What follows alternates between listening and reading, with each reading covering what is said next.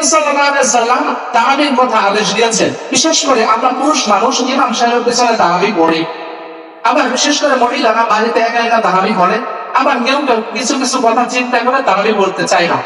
তা বিশেষ করে আমার মাইকের আওয়াজ যতদূর পর্যন্ত যাচ্ছে, আমি প্রত্যেককে দৃষ্টি আকর্ষণ করে বলতে চাই, কেউ কেউ মনে করে যে তারাবির যে একটা দোয়া আছে 4 রাকাত পরপর সুবহানাল্লাযিল মুলকি ওয়াল মালাকুত, এই একটা দোয়া, এবং 4 রাকাত পরপর অথবা 20 রাকাত পরে একটা দোয়া আছে মুনাজাতের জন্য, অর্থাৎ তারাবির মুনাজাত আমি স্পেশালি ভাবে আলাদা করে একটা দোয়া পড়ি।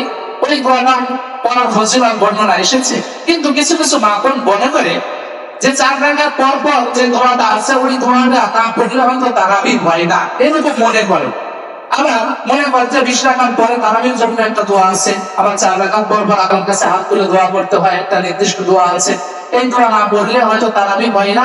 এই কথা চিন্তা করে অনেক মা বোন তারাবির নামাজ পড়ে না, বলেন নাউযুবিল্লাহ। কিন্তু হাদিসের মধ্যে এমনটা আসে নাই। শুধুমাত্র আমরা 4 রাকাত পর পরে যে দোয়াটা পড়ি এবং 20 রাকাত পরে আল্লাহর কাছে মুনাজাত করি, 4 রাকাত পরেও কেউ কেউ পড়ে, এটার ভিতর হাদিসের মধ্যে এসেছে, এর ভিতর বরকত আছে, ফজিলত আছে। কিন্তু কেউ যদি না পারে 4 রাকাত পরে যে দোয়াটা আছে যদি না পারে, সে ইস্তেগফার পড়বে, লা ইলাহা ইল্লাল্লাহ কালিমা বলবে, তার আল্লাহ তাআলা তার নামাজকে কবুল করে দিবেন, সুবহানাল্লাহ। এবং 20 রাকাত পরে যে আমরা একটা নির্দিষ্ট দোয়া করি, ওই দোয়াটাও যদি কেউ না পারে, আল্লাহর কাছে বাংলা দোয়া করেন, আপনার ওই দোয়াটাও আল্লাহ তাআলা কবুল করে নেবেন, বলেন সুবহানাল্লাহ। সেজন্য মাহবুবদেরকে বলতে চাই, শুধুমাত্র এই দোয়ার উপর নজর দিয়ে আপনারা তারাবি বাদ দিবেন না। তারাবি নামাজ পড়বেন, যে কোনো সূরা দিয়ে পড়তে পারেন, এটা কোনো কঠিন করা হয় নাই।